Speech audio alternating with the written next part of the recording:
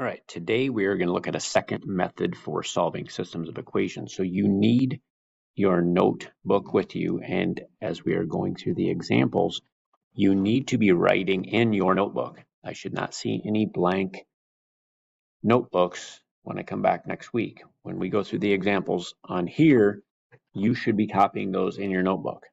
So we're going to use a method of solving systems of equation called substitution. So what is substitution? We've used it before. It's when you substitute one thing for another. A simple example would be if I asked you to evaluate 2x plus 5, and I told you that x was going to be equal to 3, right? You would substitute 3 in for x.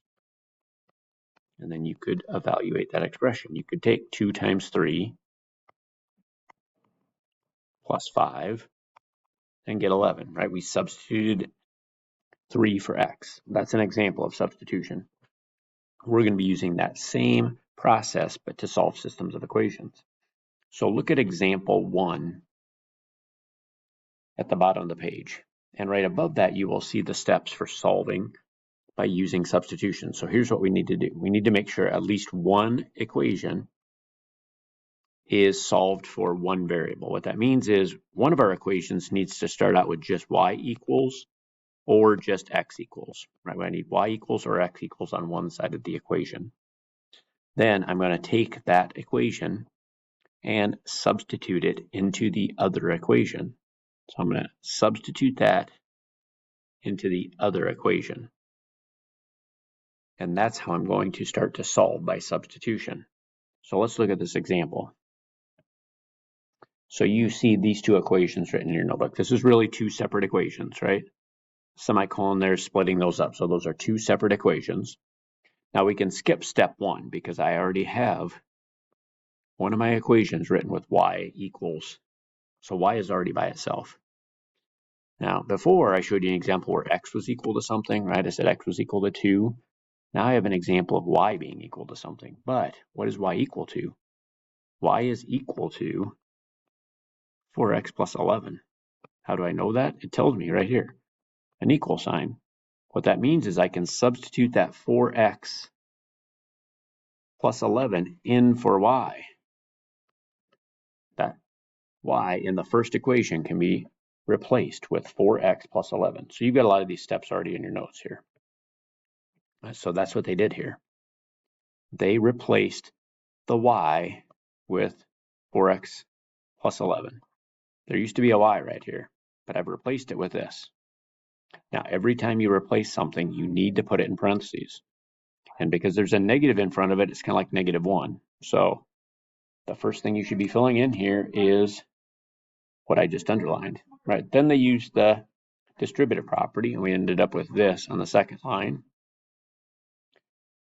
Now they combine like terms, right? 3x minus 4x is negative x. I have negative x minus 11 goes on the next line, which means now I want to get rid of 11. If I add 11 to both sides, negative 7 plus 11 gives me 4. Fill in 4 in that blank. And then ultimately I get this solution. If negative x is 4, that means positive x would be equal to negative 4. Now, just like when we solved using graphing, I need an ordered pair. I need an x and a y. So far, all I've found is x. Right? I need x and y. I just figured out that x was -4. I now need to figure out y. Well, how am I going to do that? Well, in your note sheet, look at step 3. Step 3 says take your answer from part 1, where I said x and -4 are the same thing. Go back to one of those two equations. We're going to pick y equals 4x plus 11. That's one of my initial equations. And this should look kind of familiar. I'm going to replace the x with -4. I just found out x was -4. So put that -4 on the first blank. And now let's actually evaluate that. 4 times -4 plus 11 would give you -5.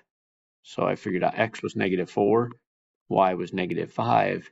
There's my solution right there. The solution is -4, -5. Okay, let's do another example. Flip that to the next page. So let's look at the top of page 400. We are going to determine the solution to this system of equations. So again, I can skip step 1. I've already got an equation written with y by itself. I know that y and 2x plus 2 are the same thing. So I can replace the y in this equation with 2x plus 2 in parentheses. So let's do that. Off to the side of your note sheet, or notice in the margins, you've got a section called Your Notes. Go ahead and do the work right there. If you need some lines to help you keep things straight, put your work right there. I want you to write this equation. 3x minus 2y is equal to negative 17. But remember, now I'm going to replace this y with something. What am I going to replace it with? 2x plus 2. So underneath that, I want you to write 3x minus 2, and now in parentheses, put 2x plus 2. The reason we do that is now I have an equation that only has one variable. It doesn't have x and y in it, it only has x. You should be able to solve an equation with only x. So use the distributive property. Negative 2 times 2 is negative 4. Negative 2 times 2 is negative 4. And that's equal to 17. Well, my x's are together on the same side. Combine them. 3 minus 4 is negative 1. So I get negative 1x minus 4. Not minus 4. Yes. Minus 4. The 17 is negative. Equals, not 11, equals 17. Let's fix that. There. Now I'm going to add 4 to both sides. So negative 17 plus 4 would give me negative 13. So negative 1x equals negative 13. Well, if I divide both sides by negative 1, I get x equals 13. Well, I can see from my answer choices here that it's got to be either C or D, right? Because A and B have negative 13. So I either have C or D. Well, I need to figure out y in order to know which answer is correct. So I'm going to take that 13 and I'm going to put it back into this equation right here for x. So now to the side, go ahead and write y equals 2x plus 2.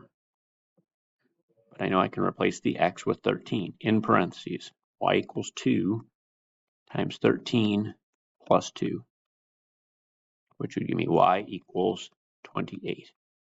So there are my answers, right? X is 13, y is 28, which gives me a solution right here, letter D.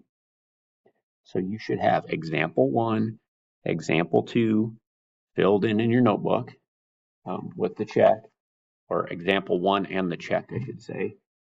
We will do example 2 next time and example 3 next time.